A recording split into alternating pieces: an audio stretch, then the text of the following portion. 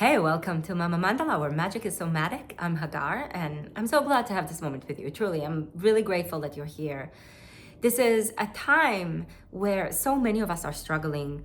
What's happening collectively is influencing how we feel about ourselves personally. It saturates our everyday.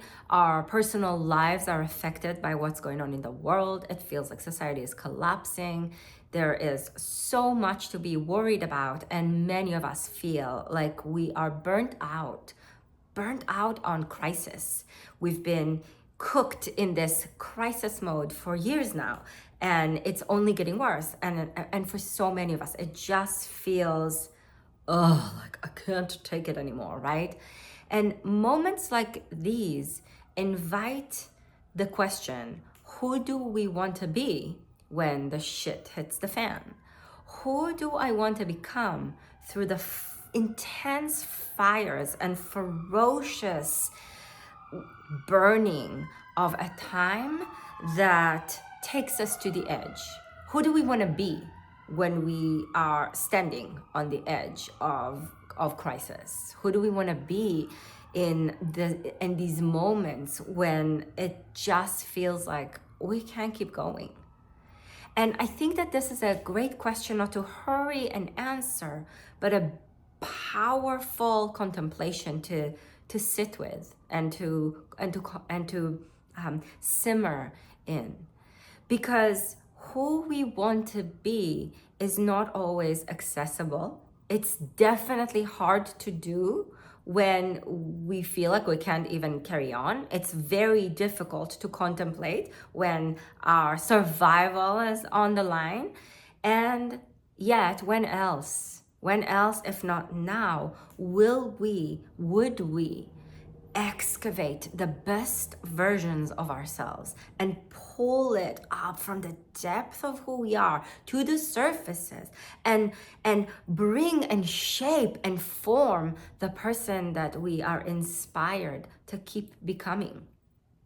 And as we do that, one of the things that are going to happen is that as we excavate the best parts of ourselves and pull them into or out and in to the light, the shadows of who we are going to come with it. When we go in and excavate pieces of value and the parts of ourselves that we think are the best, the worst is going to come with, because that's how it goes, right? Because we dive into the unconscious and we dive into the depth of who we are, we're going to find pieces that we've sent to exile a really long time ago.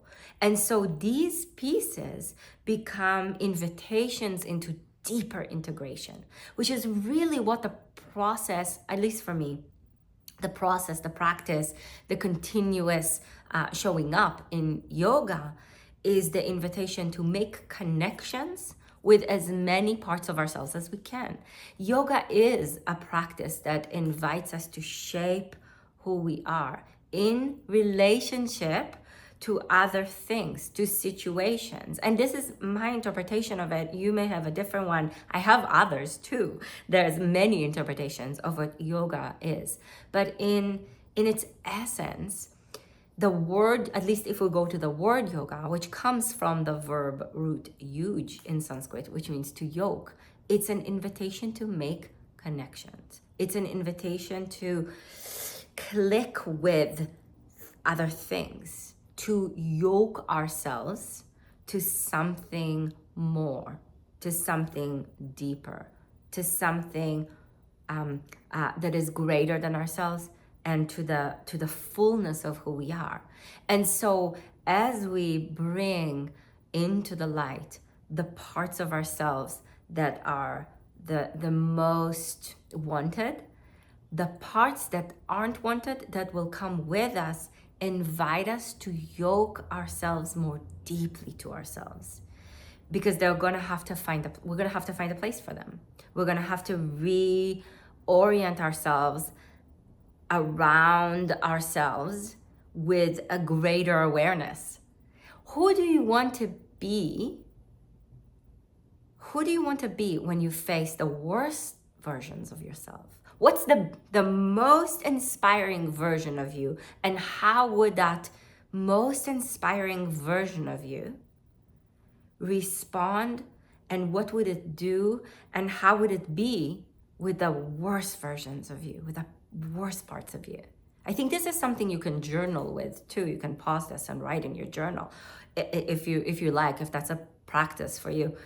And if it isn't, that could be an interesting thing to engage in. But how would the most inspired and enlivening parts of you be? Who would you be if you were the most inspired part of you, with the parts of you that are the darkest, the most unwanted, right? And those unwanted parts are the unwanted children, the unwanted inner child. Those parts can be reintegrated in ways that can become deeply valuable, that can bring to the moment of crisis something that is helpful, that is an expansion of meaning. So let's take that into our bodies. Come to all fours, to your hands and your knees. I know this is a lot to contemplate and to be with. And as you place your hands on the earth, root your hands fully into the ground. Spread your fingers and ground the inner edges of your hands into the earth, rooting into the soil of you. And as you do, move your hips a little bit back and forward, a little bit side to side. So the hips and the spine start to move around a little bit more freely as you ground your hands more deeply into the earth, as if you were through the mat and the floor, reaching to excavate all the parts that are needed right now for this shaping of the person that you need to be in order to deal with what it is that you're dealing with in your life, personally and collectively. Deep breath in, reach your hips back and your chest forward. Tuck your toes under, and with an exhalation, reach up and back into downward facing dog, Adho Mukha Svanasana. And if downward facing dog is not happening for you, if putting so much weight on your hands is not a good thing for your body right now, you can either keep your knees down on the ground, or you can put your hands against a wall, bend your knees a little bit if needed, so that your spine is a little bit more free, especially in the lower back. So you're still getting this nice stretch in your hamstrings and this big stretch in your spine, but your hands are not on the floor weight bearing. You're rooting them into a wall, or you can even put them maybe on a couch or on a chair. Okay, so find a solution if weight on your hands feels wrong at the moment in your life. Right leg up with a deep inhalation, and with an exhalation, bring your right foot to the outside of your right hand. Spread your toes. You can keep your hands planted or come up on your fingertips if that feels okay. And reach your hips back and your chest forward. Slow breath. Inhale deeply. Exhale slowly. If you haven't already, bring a tone to the back of the throat. Slow breath in. To engage in your breath, to yoke yourself to your breath. Slow breath out. Maybe your hips want to move around a little bit side to side. One more inhale here. Then plant your hands if down dog is where you're going, and exhale into downward facing dog. And if you're not, again, hands on the wall or on a chair or on a couch, perfectly fine. Deep breath in, left leg up.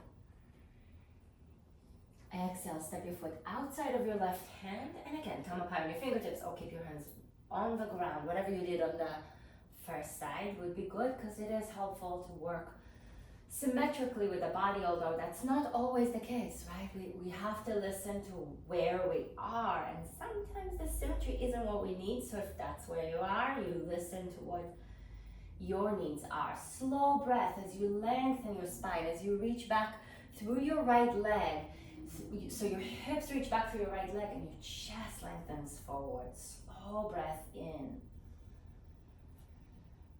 Slow breath out through the tone in the back of the throat, and a little bit of movement and swaying if that's what your body is asking for. With the next exhalation, plant your hands and step back into Adho Mukha Svanasana, downward facing dog. Hands rooted, toes spread, breath full and deep. Inhale, keep your hands rooted and bring your knees to the floor. And with an exhalation, we're going to take the hips forward and down, chest forward and up, point your feet, spread your toes, cobra. Maybe you move even here a little bit side to side. So cobra is an invitation to undulate like a serpent. Slow inhalation, lengthen all the way through the back of your head. And exhale, tuck your toes and stretch up and back. Adho Mukha Svanasana, downward facing dog. Inhale deeply. Exhale slowly. Right leg up, deep breath in. Exhale, bring your right foot outside of your right hand. Now slow breath in here. And with an exhalation, bring your forearms down to the floor. If forearms down to the floor sounds like a joke to you, put your forearms on a block, on blocks. Put it on a stack of books. Or keep your hands on the ground as you did in the previous pose. That's also totally fine. You'll feel, notice right now how your right knee wants to knock out and widen a little bit. That's not a bad thing, but energetically also pull it in. See if you can pull it in and push it out. You can even put your hand, your right hand, as a reference to pull in and push out into, so that there's integration and engagement in your muscles, and also an opening and also a broadening. One more breath in here. And exhale, step your right foot back. Plank on your forearms. This is a little bit of a core and abdominal engagement. Breathe slowly here. Reach your heels back and your chest forward. We're looking to integrate pieces of ourselves, aspects of ourselves, the parts that we love as well as the parts that we don't, so we can keep expanding who we are, so that we can show up to the moment of crisis both focused and grounded, but also expansive, not stuck in one way of being, one way of doing, not rigid. Deep breath in. And with an exhalation, lower your hips down and lift your chest forward and up, point your feet, spread your toes, Sphinx pose. Slow breath in into the wisdom of who we are, the wisdom of the Sphinx, this ability to have this expansive knowledge and understanding of things. And that comes from contemplation, that comes from the excavation process. Deep breath in. Not from living only in a surface way. Exhale, lower your chest down, hands by the sides of your chest, tuck your toes under, all fours with an inhalation. And exhale, stretch up and back. Adho Mukha Svanasana, downward facing dog. Reach your hips up. Ground your heels towards the earth and root down through the inner edges of your hands. Do you feel how they want to lift? So that's the part where we go, okay, I'm rooting into the parts that I love best, that I know I want to cultivate. But with that, I'm also anchoring, I'm also rooting, I'm also composting, I'm making new and rich soil. Also with the parts that are difficult, also with the parts that I don't want anything to do with. And that keeps us grounded, it keeps us rooted more deeply in ourselves, in a deep conversation with ourselves. Left leg up, deep breath in. Exhale, bring your foot outside of your left hand. Slow breath. And again, you can stay right here if that's what you need to do. You can bring your forearms to blocks or a stack of books, or you can bring your forearms to the floor. And then let's both integrate and expand. So the left knee draws towards the left arm, but the left knee also at the same time broadens away. It does both at the same time, which actually helps to keep your knee safe. It stabilizes the knee. It also helps create more stability in the hip area because you're engaging the muscles, you're pulling in, but you're also broadening out, which engages other muscles. So it helps to stabilize even all the way up to your sacrum. Can you feel it? How pulling in and pushing out stabilizes the sacrum, stabilizes the knees. Slow breath in. Exhale. Reach your left leg back, plank on your forearms, and stabilizing who we are. Stabilizing, strengthening ourselves, which is what we need for difficult times, for when we are in the crunch time, right? Also requires the ability to broaden, to expand, to liquefy, to become less rigid and more fluid. So the strength that we're creating, even right now, strengthening our core like that, it's so that we can flow more smoothly. With the next exhalation, lower your hips down, pull your chest forward and up, point your feet, spread your toes, ground your toenails, lift your chest. Slow and deep with your breath. Deep through the tone in the back of your throat. With an exhalation, lower your chest down to the floor. Plant your hands by the sides of your chest, back your toes under. Inhale to all fours, to hands and knees. And exhale up and back into Adho Mukha Svanasana, downward facing dog. Slow, deep inhale. Mindful exhale. Feel the abdominal region right now and the connection that this pose gave you to that place in your body. Right leg up, inhale. Exhale, step your right foot forward in between your hands. Ground through the legs and reach your arms up high. Deep breath in. Bend deep into your front knee and interlace your fingers behind your head. Slow breath.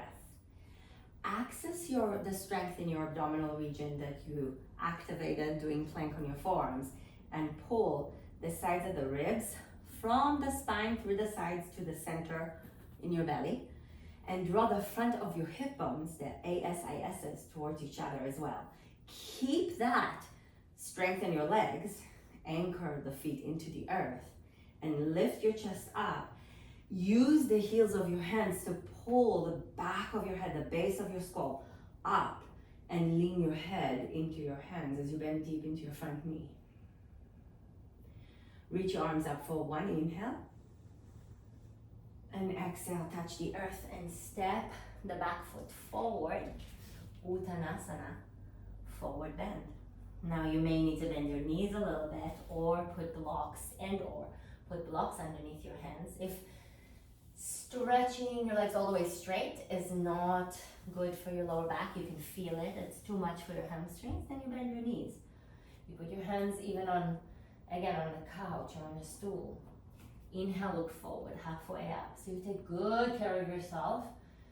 Exhale, fall back in so that you can be the best version of yourself that you can be. Ground the legs and inhale, reach your hips back and your chest forward to rise up. And exhale, slowly lower your hands and bring them through the front of your face, to the front of your heart. Reach your arms up high, deep inhale. Exhale, fold forward, touch the earth, Uttanasana. Inhale, look forward, halfway up. Exhale, step your left foot back and bring your left knee to the floor. You can put a blanket underneath your left knee if that's too much for you, because we're going to reach the arms up high for Anjaneyasana. Root down into both of your feet and lengthen back through your left heel and forward through your left knee. Here, as well as you did on the other side, pull the ASISs, the front of your hip bones, towards each other, not the other side, the previous pose, sorry. Draw the sides of the ribs to the center and lift and lengthen through the upper body. Now bring your right hand behind your head, but keep your left arm reaching up. With your hand, give your head support. Give yourself the support that you need for the difficult times so that you can broaden the horizons, broaden the vision, open through the heart, broaden through the collarbones. Open up your chest towards the sky, but keep the engagement in your abdominal region and the support behind your head. One more breath in. Lift and lengthen through the left arm. And exhale, bring your left hand to the floor and the right one too. And step back, downward facing dog. Adho Mukha Svanasana, hands rooted, breath deep.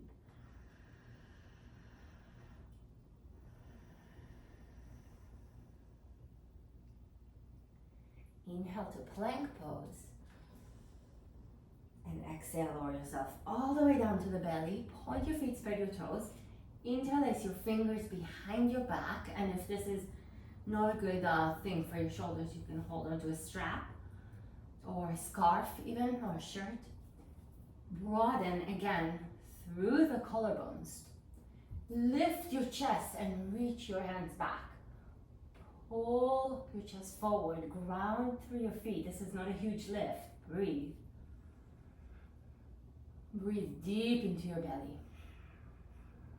Let it be massaged by the earth that it meets.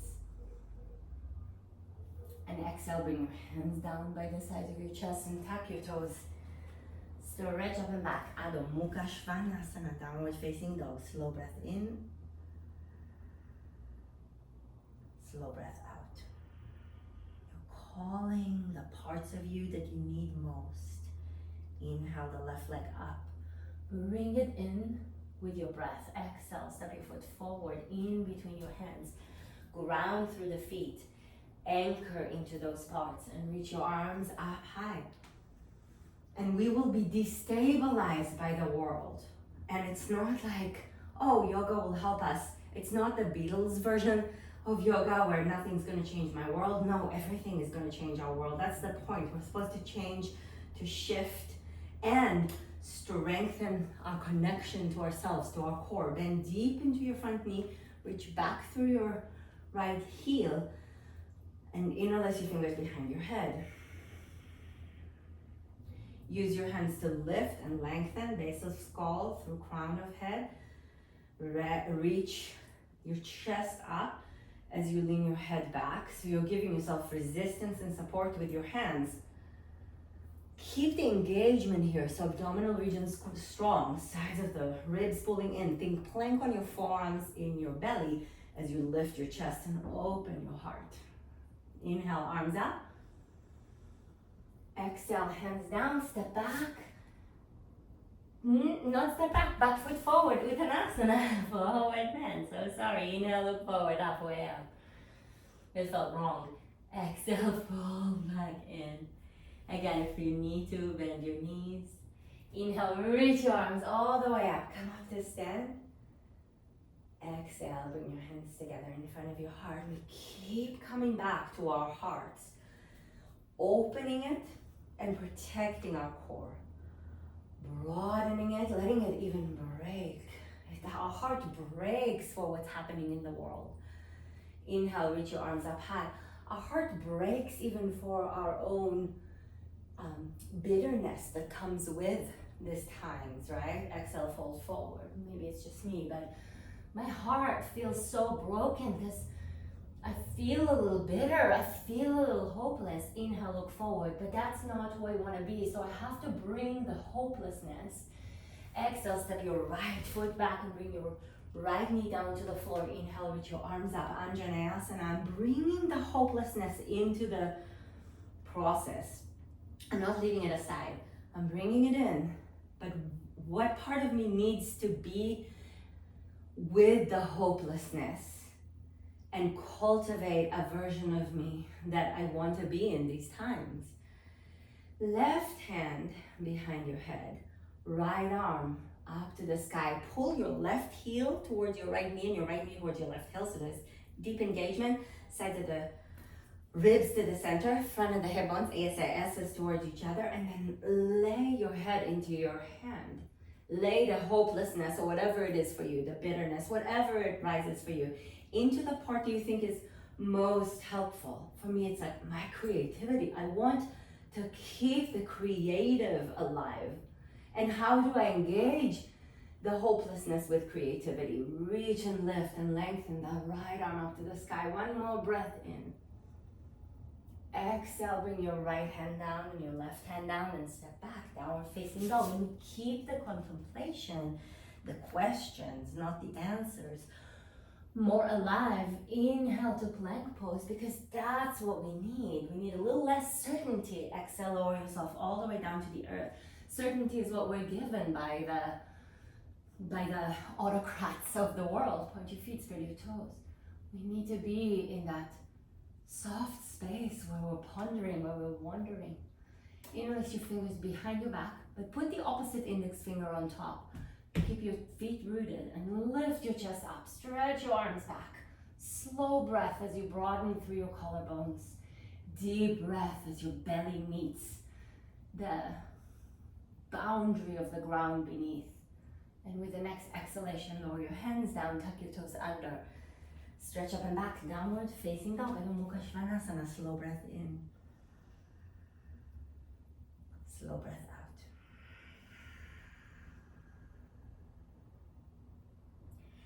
Inhale to plank once again. And exhale, lower yourself all the way down to the ground. Bring your right forearm in front of you and prop yourself up. Bend your left knee. Reach back with your left hand and grab your left foot and bring your left foot close in towards your left hip and lift your chest up. Now I turn my fingers so you can hold the inner edge of your foot and just bring it in. And if you have the flexibility in the shoulder and in the thigh, you can turn your fingers forward. But that's not necessary. You don't have to do that. Meet yourself where you are. That's where we really have to begin, constantly and every day and every moment. Where am I? What am I dealing with? As you bring your foot close in, also push it away from you. So you're doing two things. You're calling in the pieces that you need most, and you're also receiving with it the pieces you don't want most. And you make a soup that is going to be nourishing with all the parts. With an inhalation, still engaged with your leg, release it and bring your left forearm in front of you. And bend your right knee and reach back with your right hand and hold the inner edge of your foot. Your knee will want to knock out, your foot will want to go out. Don't let it do that. Bring it a little bit more in. Squeeze, pull the right foot in toward the midline of your body, toward the left side of your body, and then bring it in. Bring it closer towards your right hip. It may not go close. You may be here, and that's it, and that's enough, and that's a lot, and that's great, and you stay there and you breathe. But if you want to and you can, turn your fingers over your toes.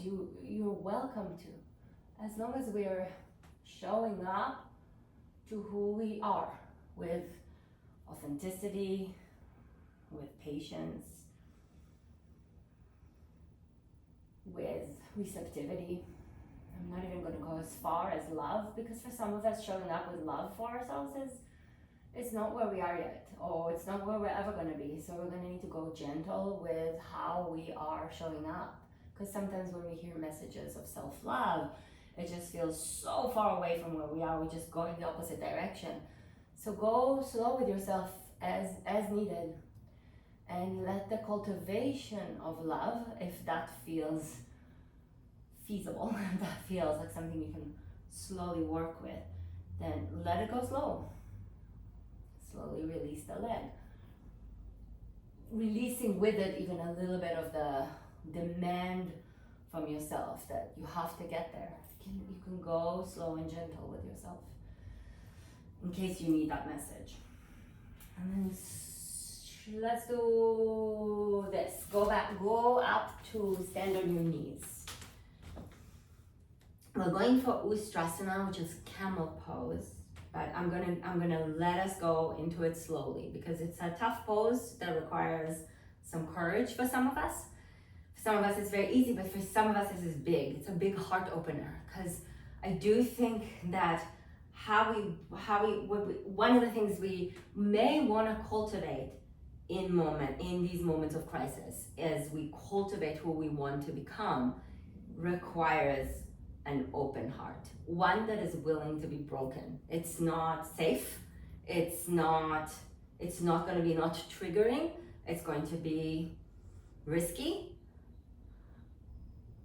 But let's see what happens, right? It might be worth it. So if you know already in your body that you have a very long way to go by going back, tuck your toes under.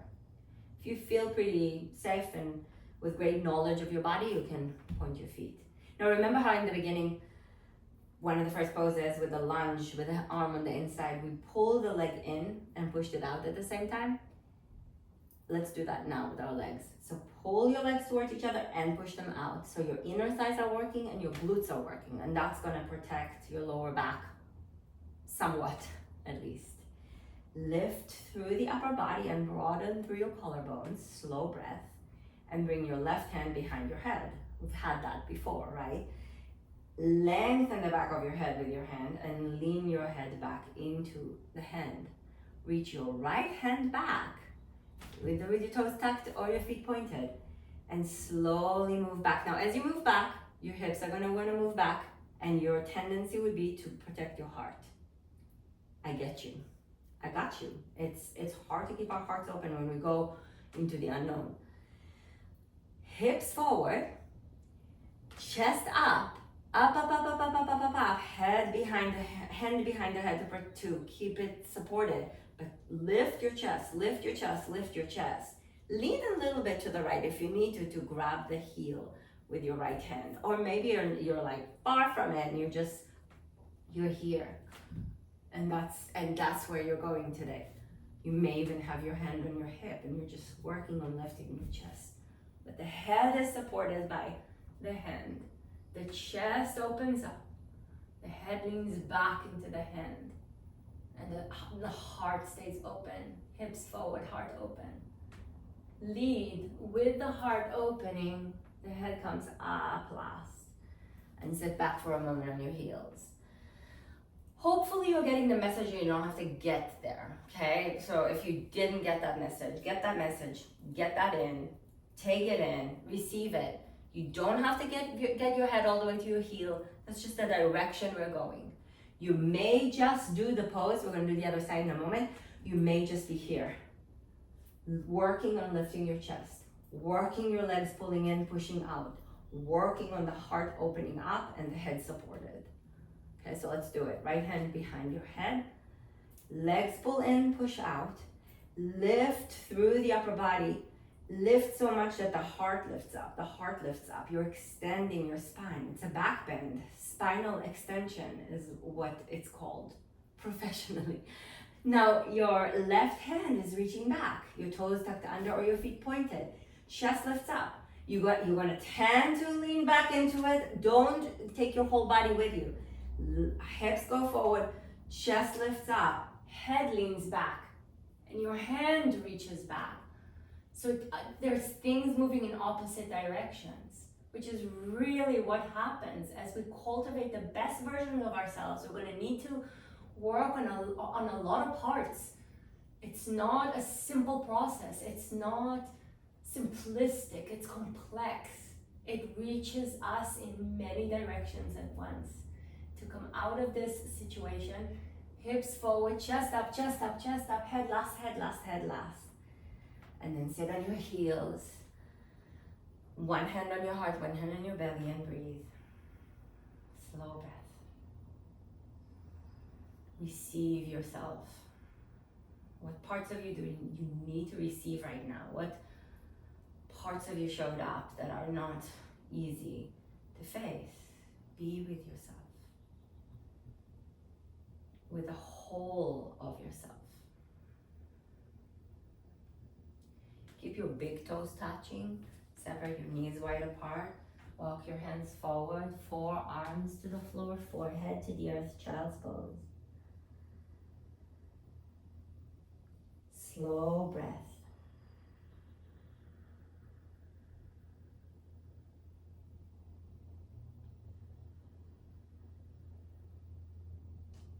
Lengthen your lower back. Breathe slowly.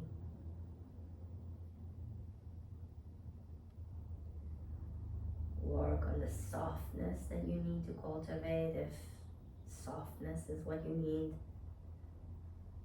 call in the focus that is needed for you if that's something you're working on. What do you need to forge in the fire? What tools, what qualities?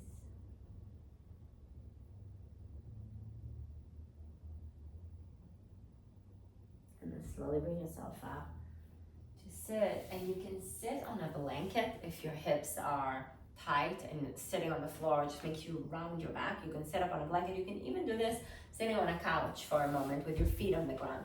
But we're gonna bring, I'll mirror you, we're gonna bring the right foot outside of the left thigh.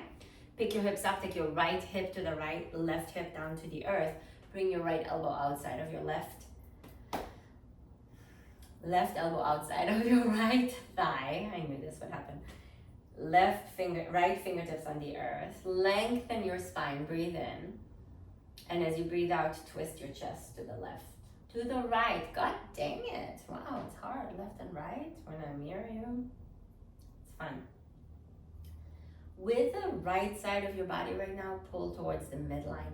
Pull the right ribs towards the left side of your ribs, but take your left shoulder and the left collarbone to broad to the right. Sorry, the right collarbone, the right shoulder broad to the right. And turn your chest to the right, but with your abdominal region, resist and pull to the left. Keep your spine long, keep the back of your head lengthening.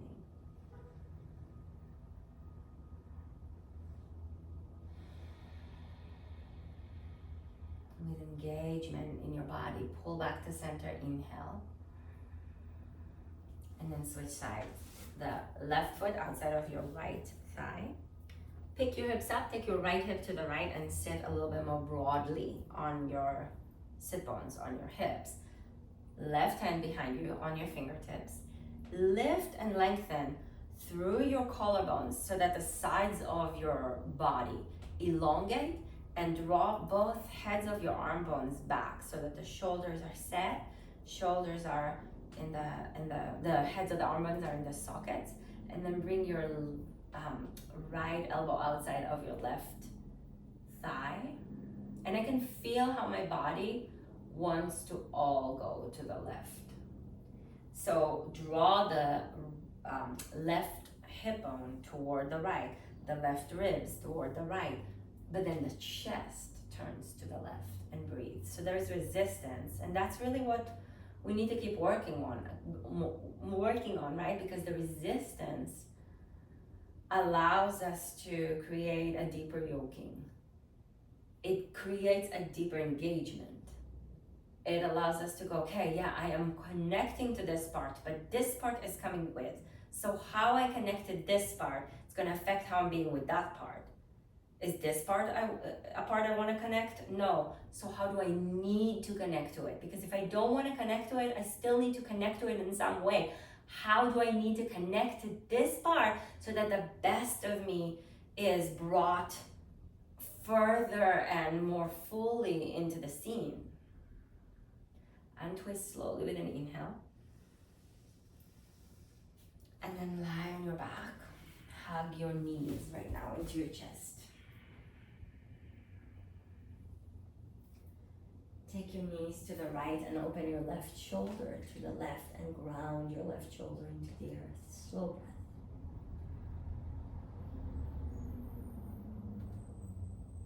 Feel the support of the ground beneath you.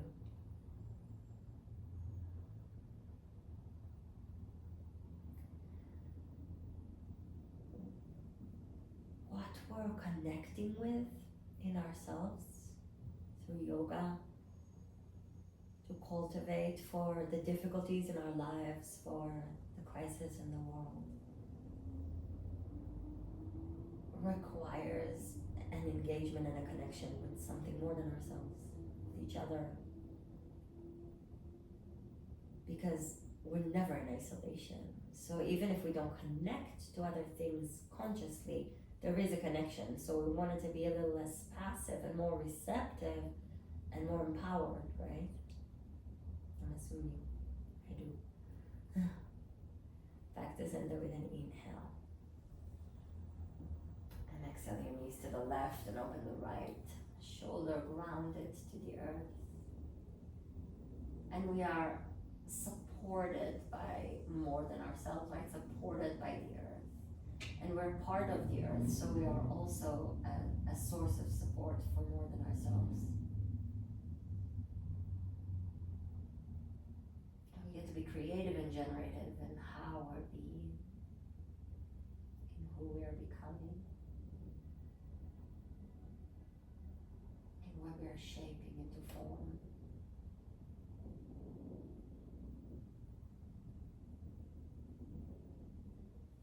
Inhale your knees back to center.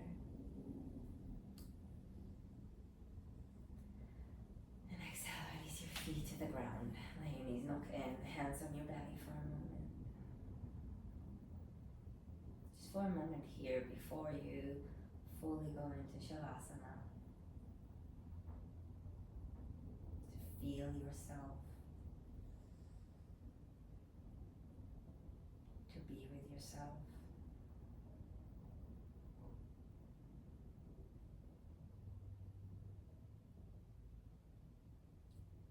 And when you're ready, open the arms out to the sides, palms facing up, stretch your legs. And relax here for as long as you can, as long as you have time for. I'm going to sign off and say thank you and really appreciate you being here. I hope this practice was helpful for you in some ways, this contemplation.